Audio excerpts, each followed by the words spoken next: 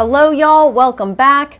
I have had a little bit of a break from YouTube, which has been really nice. It's been somewhat intentional and then also just unintentional. We're gonna have a very chatty sit down. I just wanna word vomit on you. Just kidding. Get your ponchos ready, your rain jacket. But almost like if we were girlfriends in real life and we were sitting down to have a cup of coffee and meet up and catch up on life and things like that and maybe talk about the last year. I just kind of wanna have a conversation. I've got my notes, I've got my bullet points of the things that I want to share, but this isn't going to be a super formal video because to me it doesn't feel as real as me just sitting down, like I said, as if we were girlfriends having coffee and just chatting about life and what's been going on and what changes I feel like I need to make. That's what we're doing. I'm just going to be real and honest and vulnerable and try to tell you guys kind of where things are at in life for me. And I want to be very clear because I've spent a lot of time thinking about this, about why am I sharing this with essentially strangers, though many of y'all do not feel like strangers. You do feel like friends to me over the years. I see your names in the comments over and over again in my DMs on Instagram, and so many of you do feel like friends. I think for me, what I have really come to the conclusion, and we'll get into this a little bit more later with future plans and stuff, is that my why when I do sit down and have more of these heart-to-heart talks with you guys is really because I have learned something and it's helped me, whether it's mistakes I've made or, just epiphanies I've had. Of course, when you care about people and they're your friends, you want to share that with them too, right? When you, I don't know, find a great sweater or a great pair of jeans, you text your girlfriends and you're like, this is the most amazing, whatever. And I have that same feeling about topics like this. With all of that said, the longest intro ever. Grab your coffee, tea, wine. I don't know what time of day it is. I don't know what you're doing with your life, but grab something to hold you over, maybe a snacky roux. All right, so these are kind of going to be my little bullet points, are kind of going to be combination of things I've learned this last year and then how I'm kind of carrying them forwards. An interesting lesson that I learned this year, and not that I didn't know it entirely, but sometimes you don't realize it until it really just smacks you in the face, is that, and I've told you guys this before, in the morning when you wake up, getting outside and getting sun on your face, how much it matters to allow actual sunlight to get into your eyes. If any of you are fans of Huberman Lab, Andrew Huberman, he's a neuroscientist, a very smart man. He's a very smart man, and he runs a laboratory, I believe at Stanford, and his podcasts are so incredibly illuminating. I learned so much. Some of it is terrifying. I'm I didn't need to know that much about my brain. Now I'm overthinking certain things, but I've really learned a lot from him about ADHD, about the way that our brains work, about sleep. And so one of the things that he talks about is your circadian rhythm and how important it is that you go to bed at the same time, but also getting sunlight onto your face. Not I'm in the car driving to work and the sun is shining through my windshield. It's not that. It's outside, fresh air, sun into your eyes. If we think about all the years previous to modernity, so much of mankind and the way that, we've kind of come through time, we spent almost all of our time outside. And so it's interesting to see how a lot of the things that modernity has brought us, great things, technology, all of that, but it's also really messed with the way that our bodies and our brains function. I'm going to link to things down. This is my year that I'm going to be much better about linking to the things that I tell you guys that I will. In the description box, I'm going to link to Andrew Huberman's podcast so you can go learn more about all of the science part of it that I'm not going to try to pretend like I know. But the thing is that, and here's where it came to smack me in the face in real life, is that something in my personal life, so just different things happened in July.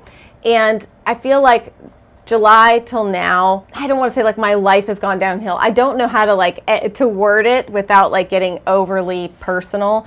And I will say that I always find that, look, if it was up to me, I would tell y'all everything that's going on in my life. I had a fight with my husband. My kids are being nightmares.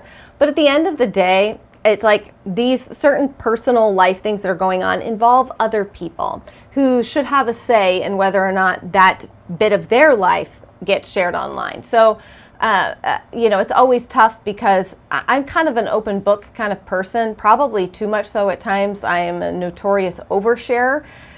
So I would be like, let me tell you about every little thing, but it often involves other people, and you can't do that to other people. That's not respectful or kind. The point is that there's a whole like number of things that just converged in July that made me realize that, well, I didn't realize it then, but certain things that I had been doing, I kind of quit doing, and one of those things was I really kind of let go of my garden and my time that I had been spending outside. I felt like I needed to redirect that time to other areas of my life that were more important.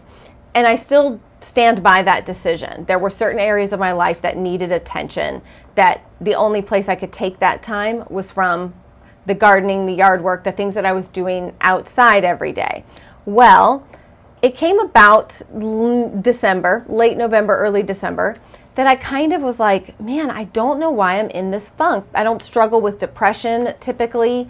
It's very like situational, which is pretty normal for people. If something bad happens, I will have a bout of depression. All that to say that I kind of was just like, what is going on with me? I don't understand. Why am I feeling so like pessimistic and like, yeah, sure, I'm a sarcastic person, but I'm pretty optimistic and I'm pretty like happy-go-lucky, and I kind of tend to like think that things are going to get better, and I'm not a doom and gloom kind of person. And I found myself being that way, and I was like, what is wrong with me? I even said to my husband, I'm like, I didn't used to be this way. Why am I like this? Like, why do I feel like I'm becoming this kind of like negative Nancy? No offense if your name is Nancy. I've gotten in trouble multiple times for using those kinds of expressions. People are like, that's my name, it's hurtful. Sorry, it's just an expression. If I really could go back and pinpoint one of the major things that I felt like was contributing, that I thought, what's changed? Okay, what's changed? And the number one things that had changed was the amount of time I spent outside. I was spending way more time inside, way less time in the fresh air, with the sun on my face, in my garden, with my hands in the dirt, and I didn't realize how negatively it was affecting me. So we've gone on for 5 minutes for me to tell you that I think it's wildly important that you get outside. And you know what? I'm actually going to stop right there and rewind and rephrase how I want to say this, because none of this is about you and what I'm telling you to do. I'm just saying this is what I've learned for me. And if you feel, convicted or compelled in any way, or you see yourself in something that I'm saying, take from it what you will, leave what is not of help to you, and we'll carry on.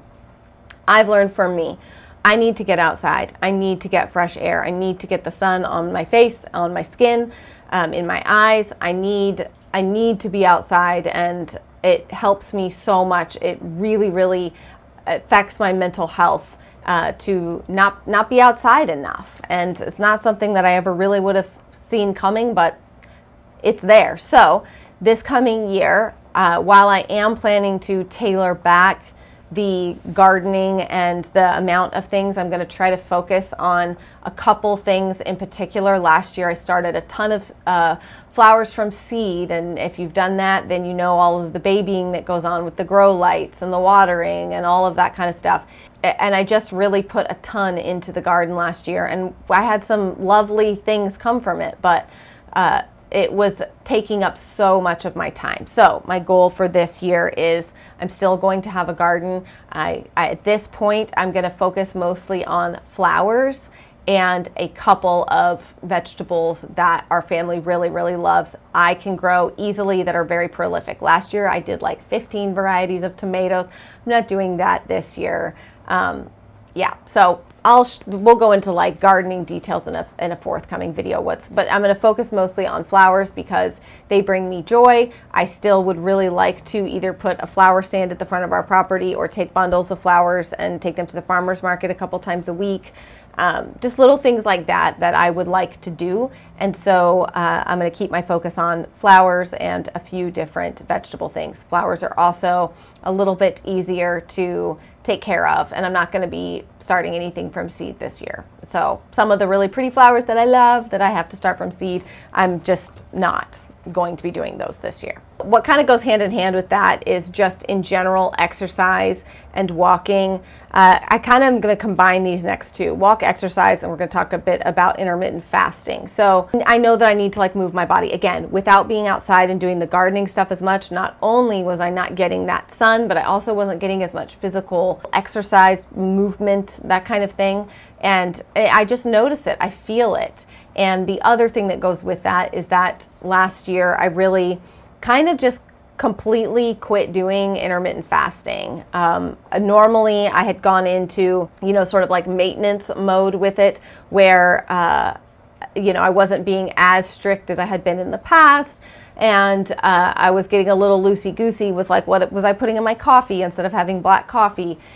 But then it got to the point where it was like, there was no fasting window anymore at all. And here's the thing, sometimes you just need that in your life. It wasn't something I could worry about over the last 6 months with everything else I've had going on. Once I can feel it though, once I can feel that not doing those things is making me physically feel not well, then it's time to flip that switch and start that back. So I've definitely noticed just overall lethargy that I feel, a lot of swelling. I've said this before, but like my body is just like water retention is its favorite thing. It's like, today you will look puffy, tomorrow you will not. Today you will look really puffy. Your eyes are going to be very small. It's like, I mean, who knows what the gremlins do to me in the middle of the night, but like I will wake up and it's just like even today, I've gotten plenty of sleep this week. Before like the last week and a half, my whole face has just been puffy. My under eyes are very puffy.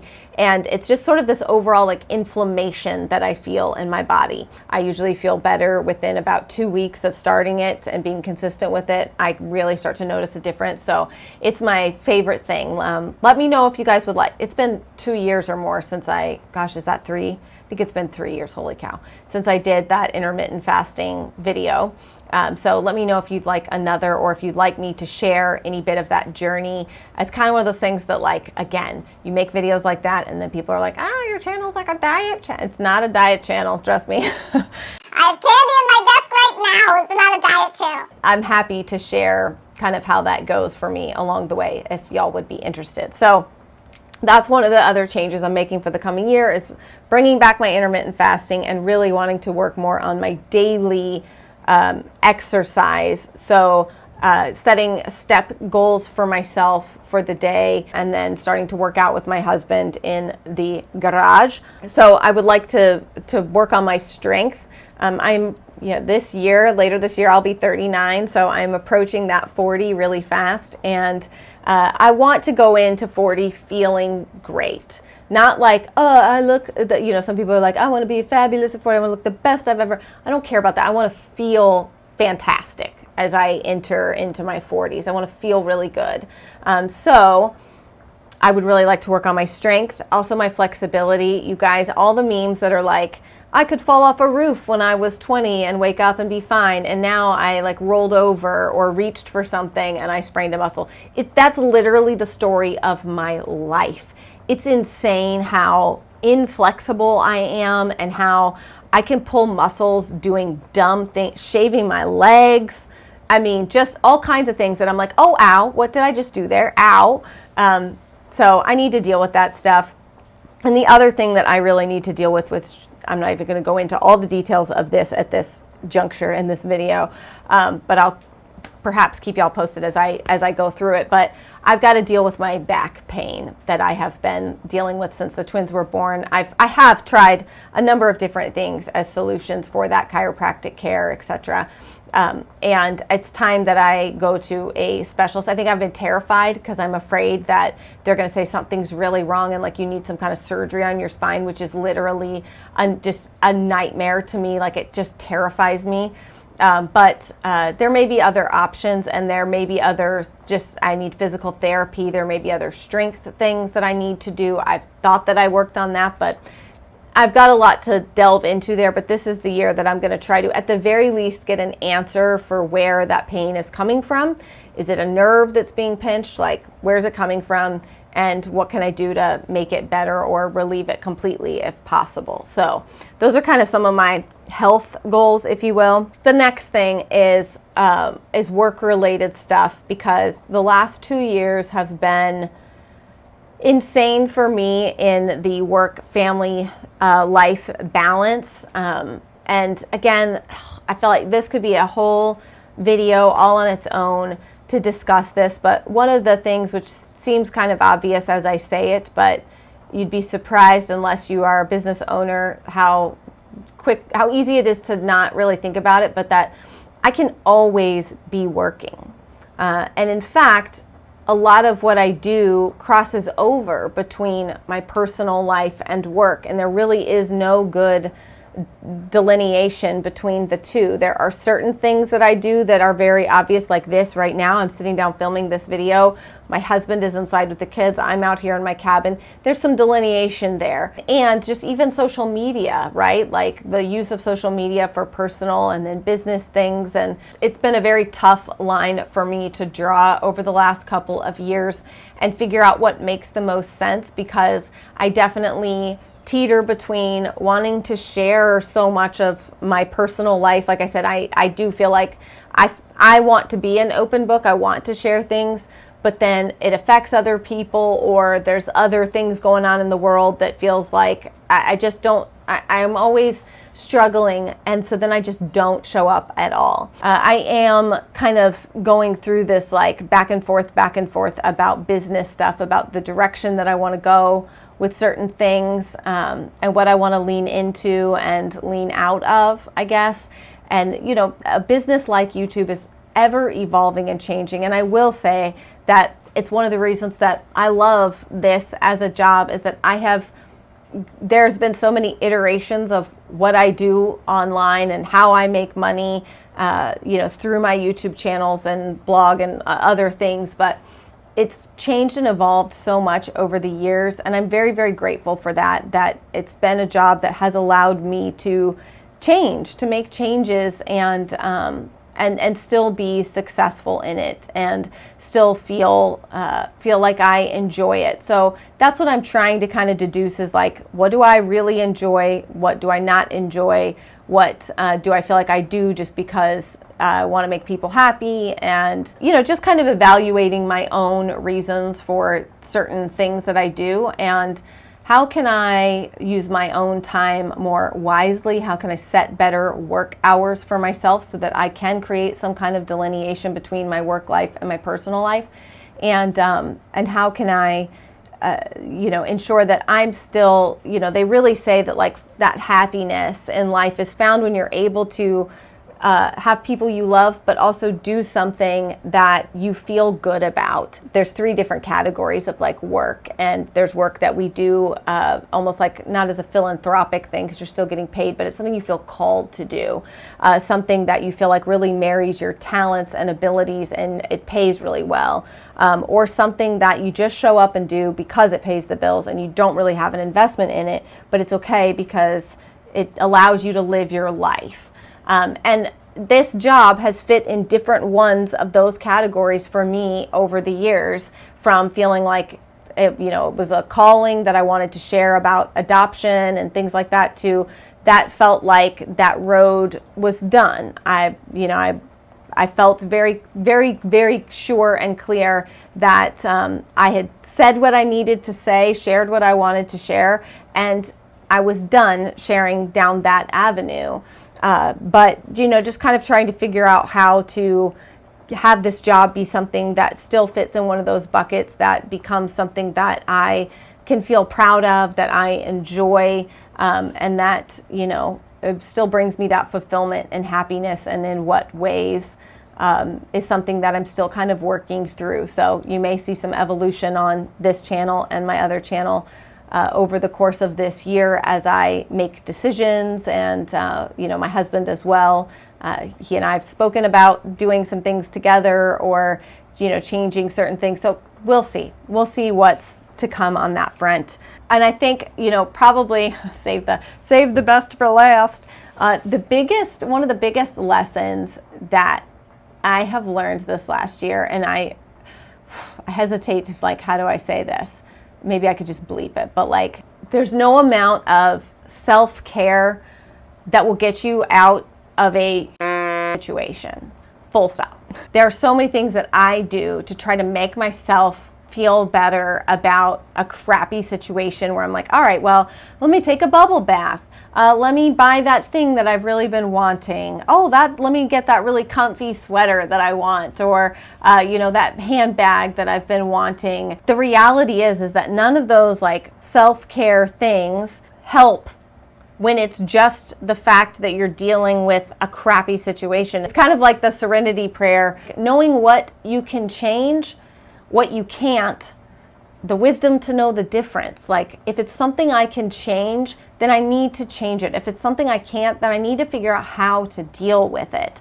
And so sometimes trying to self-care our way out of not dealing with something that's crap and needs to be dealt with, or is crap, can't be changed, so how do I deal with it? And you don't deal with it by bubble baths and date nights and friends, hanging out with friends or buying yourself something. I mean, none of these like self-care things actually help you deal with a crappy situation. So that is kind of one of my personal biggest takeaways, and I realize that does feel like a little bit vague without being able to share the entirety of all the details, but it's just kind of like, I tell my kids this all the time. When we have to go through something that is, it's just a challenge, and I see my kids struggling, there's nothing I can do to help them. There's nothing I can do. I can't do it for them. I can't take away the pain. One of the things that I always tell them is like, this is one of life's things that I kind of deem a must go through it. It's something that you can't go under, you can't go over, you can't go around it. You must go through it.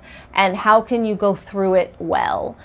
That's something that I try to encourage my kids all the time. And I think sometimes I forget to encourage myself in that way. I spend so much time worrying and thinking about my kids and my husband, and how can I be better, or how can I encourage them in things that they're going through? How can I show up for them? And not that I'm like, oh, well, I need to be selfish and show up for myself. It's just that sometimes I forget to turn that around and use it towards myself and say, Angie, this is something that you're not going to get around, over, under. You can't hide it under the rug. You can't you schmooze your way out of this. You can't make funny, sarcastic jokes and get through it. Like, that's not it. You got to like go through it. And how are you going to go through it? How are you going to get to the other side? Sometimes we need to give ourselves, is it that interview with, is it Sean Connery that's like, sometimes a woman, you just need to give her a little slap. Like, sometimes we need to Sean Connery ourselves, okay? No one else is allowed to slap you. But sometimes you need to slap yourself. I need to slap myself and be like, woman, pull yourself together and let's figure out how we're going to get through this. Stop trying to avoid it. Avoidance is one of my favorite things. I just will not deal with this right now. It's why I am never on social media, never on my phone, don't return phone calls or text messages. I'm terrible at all of that stuff because I will just avoid it until I absolutely can't anymore. And that's a terrible thing to do. It's a terrible way to go through life. But when you're feeling really overwhelmed, well, when I'm feeling really overwhelmed, it's what I tend to do is go, is this on fire? Is someone on fire? If they're on fire, I will deal with you right now. But if this isn't like Atlanta's burning, then I'm going to put you off for a while until I absolutely can't anymore. And it's not good. And I'd like to make changes in that department. I hope this wasn't an incredibly depressing video, because it really isn't meant to be. It's meant to be like, look, these are things I learned, and I learned them the hard way, and maybe you don't have to, or maybe you have as well, and you're going to be like, girl, I feel you, been there, done that, but I would love it. I share this because I would love nothing more than for someone else to maybe not have to learn it the hard way, or be able to, learn a little something at least from my mistakes. Love you guys so much. So glad that you're here. I hope you'll stick around with me. The thunder rolls. Where's Garth Brooks? That means it's time for me to shut off this camera. I will see you guys again very soon.